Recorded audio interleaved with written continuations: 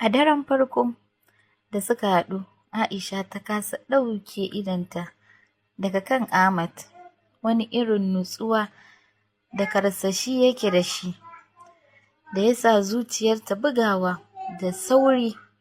Ahmad ya matso kusa da ita a hankali ya ce a cikin murya mai sanyi, Aisha, kina da wani abu da yake jan hankalina sosai. Wannan dalilin yasa na ji ina son ki, ina ƙaunar ki har sai kin kasance matata. Aisha ta sunkuyar da kai, tana murmushi, alamun ta ji kunya. Hannunsa ya taɓa nata a hankali, wani irin sanyi ya ratsa jikinta. Kafin ta ankara, ya ji ta matsa kusa da shi. Ya rungume ta, numfashinsu ya gauraya. A hankali ya ɗago fuskarta. Ido da ido suka kalli juna, sai ya sumbace ta a hankali.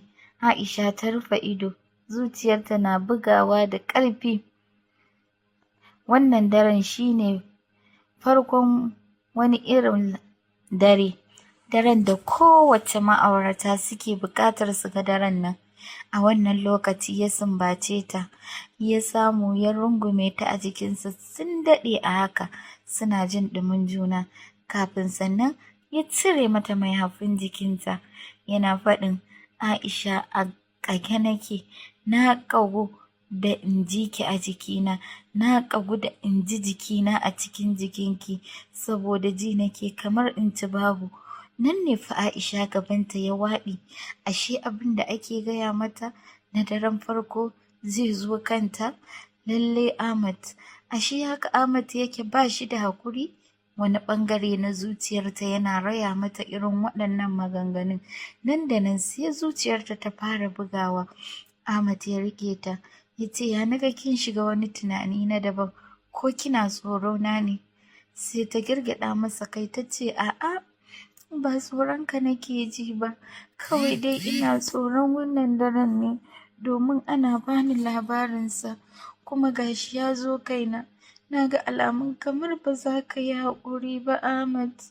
Tana faɗa tana kuka. Ya ce, a'a Aisha, kar ki damu, kowace mace wannan daren shi take jira. Wannan daren shi ne daren kowace mace. Idan har ban ma neme ki a wannan daren ba, to za ki ce ba ni da lafiya. Aisha, na daɗe ina saƙa ki a raina, na daɗe ina mafarkin haɗuwa da ki. Yau gashi Allah ya cika min burina. Kar ki ji tsoro na, ni masoyinki ne. Idan ma kina tsoro, ki kwantar da hankalinki, zan miki a hankali. Nan fa Ahmad ya ɗaga ta tantakaras, yana ɗaga ta, ya cire mata rigarta, ya zare mata siket ɗin da yake jikinta. Nan fa Aisha hankalinta ya ƙara tashi, tana faɗin, wai me kake shirin yi, Ahmad? Sai ya ce, abin da kowace amarya take jira angonta ya mata, shi nake shirin yi. Aisha, kada ki damu, wannan ba komai bane ba, zan miki a hankali, ke ma kuma za ki ji daɗi. Nan fa daga ita sai fant sai bura. A nan ya saliɓe mata burarta, sai ga nonuwanta nan a tsaitsaye sun waɗa.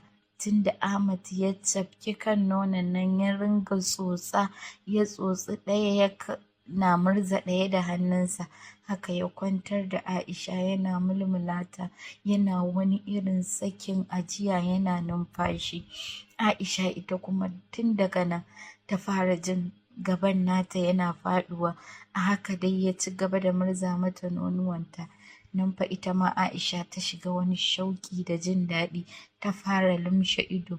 Daga nan fa Ahmad ya fara zaƙuwa, dama shi a hannu yake. Nan da nan kaciyarsa ta miƙe, ta tashi. Nan da nan Ahmad ya samu Aisha ya buɗe ƙafafunta da cinyoyinta. A nan ne fa Ahmad zai saka mata burarsa a cikin farjinta. nan ne an sha daga kafin Ahmad ya shiga cikin gurin nan. A nan Aisha ta ringa ihu tana faɗin Ahmad ka yi a hankali, Ahmad zan yage, Ahmad kar ka yaga ni. Nan fa Aisha tana kuka tana sambatu tana faɗin dan Allah Ahmad ka bari wayo mama zai yaga ni. Haka dai Ahmad sai da ya cimma burinsa akan Aisha.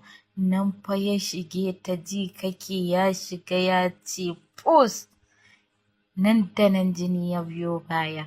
Aisha ta kama wani irin kuka, nan da nan Aisha jikinta ya ɗau kyarma ta fara jin zazzaɓi. Shi kuma Ahmad tuni ya cika burinsa. Nan fa ya kwanta yana mai da numfashi yana faɗin Aisha ki yi haƙuri, tashi mu je in miki ruwan zafi. Haka Ahmad ya ɗauki Aisha tantakar sai kai ta toilet ya fara zuba mata ruwan zafi yana wanke mata. Haka dai Ahmad ya dawo da ita ya kwanta. A sannan wannan ruwan ɗumin da ya mata ta ɗan samu relief a jikinta. Nan fa Ahmad yana ƙoƙarin ya koma wurin Aisha tana faɗin haba Ahmad yanzu ba ka tausayi na, yanzu so kake ka koma. Faɗi yake Aisha kar ki damu, wannan na biyun ba zai kai na farko zafi ba, ki daure ki taimake ni Aisha, ji nake kamar ban yi komai ba, na gaya miki na fi wata nawa a zaƙe nake, Aisha ki taimaka min don Allah. Nan fa Aisha haka ya kuma kama nonuwanta yana mata hura mata kunne, haka ya ringa lallaba Aisha har sai da ya kuma cimma burinsa a karo na biyu. Aisha bata ji wannan zafin da ta ji ba sakamakon karo na farko.